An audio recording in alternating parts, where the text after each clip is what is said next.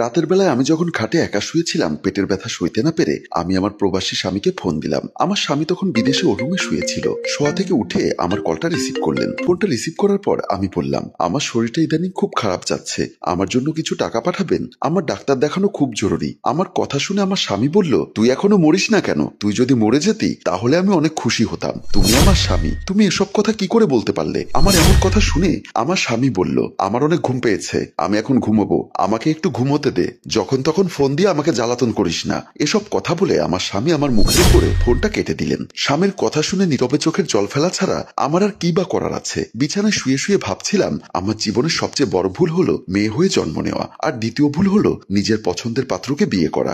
বাবা অবশ্য আমাকে ঈশানের সাথে বিয়ে দিতে চায়নি। আমি ঈশানকে প্রচন্ড ভালোবাসতাম, তাই বাবা মার অমতে ঈশানকে বিয়ে করি। বিয়ের 6 মাসের মাথায় ঈশান আমাকে একা ফেলে প্রবাসে চলে যায়। আমার স্বামী যখন প্রবাসে চলে যায় তখন আমি অন্তঃসত্ত্বা। এর মধ্যে একবারও আমার শাশুড়ি আমাকে চেক আপ করাতে নিয়ে যায়নি। আজ পেটের ব্যথা সহ্য করতে না পেরে স্বামীকে ফোনটা করলাম। ঈশান ছিল আমার প্রেমিক, বিয়ের পর সে স্বামী হয়ে গেছে। কথাগুলো ভাবছি আর নীরবে চোখের জল ফেলে যাচ্ছি। আমার বুক ফাটা আর্তনাদ 4 দেওয়ালের বাইরে গেল না। এর 7 মাস পর একদিন আমি হসপিটালের বেডে শুয়ে ছটফট করছিলাম। তখন আমার পাশে দাঁড়ানো ছিল আমার শাশুড়ি এবং অত্র হসপিটালের ডাক্তার বাহার মজুমদার। ডাক্তার বাহার মজুমদার আমার জিওবা দেখলেন এবং বিভিন্ন কিছু দেখে আমার শাশুড়িকে বললেন, পেশেন্টের স্বামী কোথায়? আমার শাশুড়ি তখন বলল, আমার ছেলে দেশের বাইরে থাকে, স্বামীর সাথে পেশেন্টের একটু কথা বলান, তাহলে পেশেন্ট একটু সাহস পাবে। প্রথমবার মা হচ্ছে তো, তাই এই মুহূর্তে পেশেন্টের একটু সাহসের প্রয়োজন। আমার শাশুড়ি তখন বলল, আমার ছেলে সবসময় কাজে বিজি থাকে, আমাদের সাথেই কথা বলার সুযোগ পায় না, আপনি আপনার ছেলেকে ফোন দিয়ে দেখুন।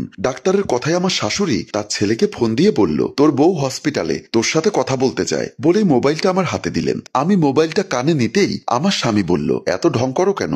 দেশে কি তুমি শুধু একাই মা হচ্ছ, আর কি কোনো মেয়ে মা হয়নি? আমি কোনো কথা না বলে মোবাইলটা আমার শাশুড়ির হাতে দিলাম। আমার দু চোখ দিয়ে পানি অনর্গল পড়তে লাগলো। ডাক্তার আমার শাশুড়িকে একটা প্রেসক্রিপশন দিয়ে বললেন, এই ঔষধগুলো নিয়ে আসুন। আমার শাশুড়ি ঔষধ আনার জন্য ফার্মেসির দিকে চলে গেল। ডাক্তার আমাকে নানাভাবে সান্ত্বনা দেওয়ার চেষ্টা করলেন। দুপুর থেকে রাত পর্যন্ত আমি ব্যথায় ছটফট করছিলাম। ডাক্তার বলেছিল, পেশেন্টের যেহেতু জরায়ুর মুখ খুলছে না, সেহেতু আমরা সিজার করে ফেলি, তা না হলে পেশেন্টের আর অনাগত বাচ্চার ক্ষতি হতে পারে। কিন্তু আমার শাশুড়ি কিছুতেই রাজি হচ্ছিল না। উনি বলছিল আরো অপেক্ষা করতে।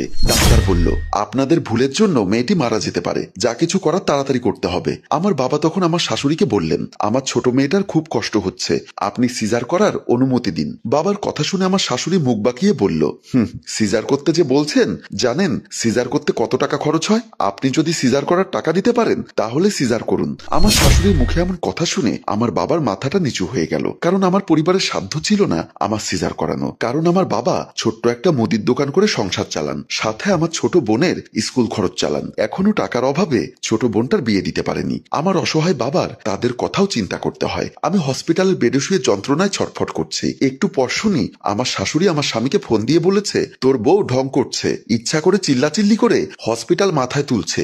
আমি নিজেও তো 5 সন্তানের জন্ম দিয়েছি, কখনো এমন ঢং করিনি। আমার শাশুড়ি যখন হসপিটালের বারান্দায় বসে কথাগুলো বলছিলেন তখন ডাক্তার সব শুনে ফেলেছিলেন। ডাক্তার এসে আমার শাশুড়িকে বললেন, কি সব আলতু ফালতু কথা বলছেন?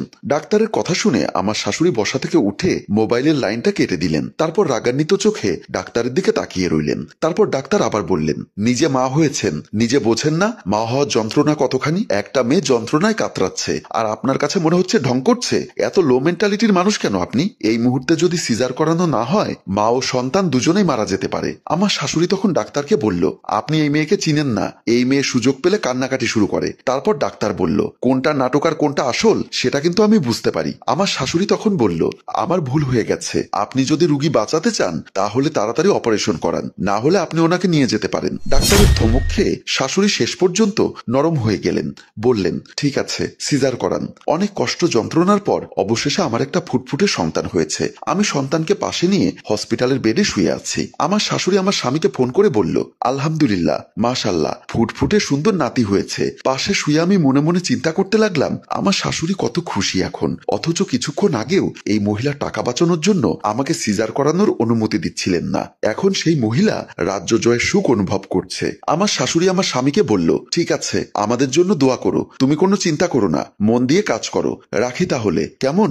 বলে মোবাইলের লাইনটা কেটে দিলেন। অথচ আমার পাষণ্ড স্বামী একটি বারের জন্য আমার সাথে কথা বলতে চাইলেন না। এজন্যই বুঝি মানুষ বলে, কিছু মানুষ বিমানে উঠলে বেঈমান হয়ে যায়। দিন দিন মা ও ছেলের এমন রূপ দেখে আমি অবাক হচ্ছি। আজ আমার শাশুড়ি শাশুড়ি আমাকে এবং আমার নবজাতক ছেলেকে বাসায় নিয়ে এসেছেন। এর মধ্যে একটি বারের জন্য আমার স্বামী আমাকে ফোন করেনি, আমি কেমন আছি, আমার বাচ্চা কেমন আছে একটি বারের জন্যও জানতে চাইনি। বাচ্চার কিছু গরম কাপড় চোপড় এবং বেবি কেয়ারের কিছু জিনিসপত্র কিনতে হবে, তাই বাধ্য হয়ে আমার স্বামীকে ফোন করলাম। আমার স্বামী ফোনটা রিসিভ করলো ঠিক আছে, কিন্তু একটিবারের জন্য বলেনি আমি কেমন আছি বা আমার বাচ্চা কেমন আছে। আমি টাকা চাওয়ার আগে আমার স্বামী বলে উঠল, আমি বিদেশে আসার আগে তোমার কাছে কিছু টাকা রেখে এসেছিলাম, ওই টাকা কিভাবে খরচ করেছো তার হিসাব দাও। আমি ফোনটা কানে রেখে আমার স্বামীর কথাগুলো শুনছিলাম আর অবাক হচ্ছিলাম। আমার স্বামীর রেখে যাওয়া সব টাকা আমার শাশুড়ি একদিন আমার কাছ থেকে নিয়ে নেয়। সে বিদেশ থেকে যত টাকা পাঠাতো সব টাকা আমার শাশুড়ি আমার থেকে হিসেব করে নিয়ে নিত, আমাকে একটা টাকাও রাখতে দিত না। আমি যদি প্রয়োজনে কখনো আমার শাশুড়ির কাছে কিছু টাকা চাইতাম, আমার শাশুড়ি ডিরেক্ট বলতো, তোমাকে আমি 3 বেলা 3 মুঠো খাওয়াচ্ছি, তাতেই বেশি, এখন কোনো টাকা দিতে পারবো না। আমার স্বামী মোবাইলের লাইনটা কেটে দিল।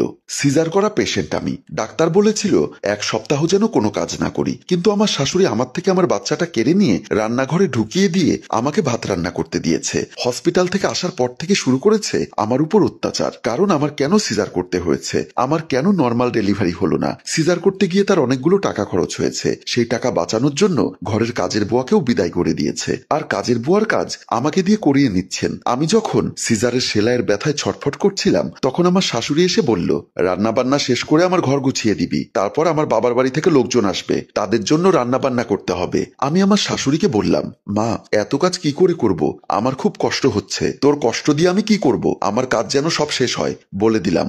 এ কথা বলে আমার শাশুড়ি রান্নাঘর থেকে বের হয়ে গেল। আমি তখন বুঝতে পারছিলাম আমার শাশুড়ি সিজারের টাকা বুয়াকে বিদায় করে আমাকে দিয়ে কাজ করিয়ে পুষিয়ে নিবেন। আমার শাশুড়ি খাটের উপর বসেছিলেন। আমি তখন ডাক্তার দেখাতে যাওয়ার জন্য আমার শাশুড়ির কাছে গিয়ে বললাম, মা আমাকে কিছু টাকা দিন, আমি ডাক্তার দেখাতে যাব। আমার শাশুড়ি তখন বলল, টাকা লাগলে তোমার বাপকে বলো, আমি কিন্তু তোমাকে বলিনি ঢং করে সিজার করাতে। এখন 2 দিন পর পর তোমার ডাক্তারের কাছে যেতে হবে, আর টাকা আমার দিতে হবে সেটা তো হবে না, আমি তোমার পেছনে 1 টাকাও খরচ করতে পারবো না। আমি তখন আর কোনো কথা না বলে শাশুড়ির সামনে থেকে চলে আসলাম। আমি কান্না করতে করতে রান্নাঘরে এসে বাধ্য হয়ে বাবাকে ফোন করে বললাম, বাবা আমার কিছু টাকা লাগবে, আমার ডাক্তার দেখানোটা খুব জরুরি, বিয়ের আগেও তোর খরচ বহন করতাম, আর এখনো বিয়ের পরেও যদি তোর খরচ বহন করতে হয় তাহলে তোকে বিয়ে দিয়ে লাভ কি হলো, তোর বোঝা উচিত তোর বিয়ে হয়ে গেছে, তোর প্রতি আমার এখন কোনো দায়ভার নেই। আমি তখন আমার বাবাকে বললাম, বাবা এমন একটা ছেলের সাথে আমাকে বিয়ে দিয়েছো, সেই ছেলে আমার কোনো খোঁজ খবর রাখে না, আমার শাশুড়িও আমার কোনো খোঁজ খবর রাখে না, এখন তুমি আমাকে বলো আমি এখন কি করব। আমার বাবা তখন আমাকে বলল, আমি এখন কি বলবো বল, আমি আমার সংসার চালাতে পারি না, আমার সংসার চালাতে কষ্ট হয়ে যায়, আমি তোর জন্য কিছুই করতে পারবো না মা। আমি বাবার এমন কথা শুনে মোবাইলটা কেটে দিলাম। বাবার ফোন রেখে দেওয়ার পর আমার একটা কথাই মনে হচ্ছে, মেয়েরা বিয়ের পর সত্যি বাপের বাড়ি থেকে পর হয়ে যায়। আমিও আমার বাবার কাছে পর হয়ে গেছি। আমি আমার চোখের পানি ধরে রাখতে পারছি না, বুক ফেটে কান্না আসছে। হ্যালো ভিউয়ার্স, মেয়েটি ছেলেটিকে ভালোবেসে বাবা মায়ের অমতে বিয়ে করে স্বামীর সংসারে এসে না পেল শাশুড়ির কাছে সুখ, না পেল প্রেমিক রূপী স্বামীর কাছে সুখ। ছেলেরা বিয়ের পর প্রেমিক থেকে স্বামী হয়ে যায়। তাই প্রতিটি মেয়ের কাছে আমাদের অনুরোধ, মা বাবার অমতে বিয়ে করার আগে আমাদের গল্পটি একবার ভালো করে দেখবেন। আপনার মূল্যবান মতামত কমেন্ট বক্সে লিখে জানাবেন। গল্পটি ভালো লাগলে শেয়ার দিয়ে সবাইকে দেখার সুযোগ করে দিন। ধন্যবাদ।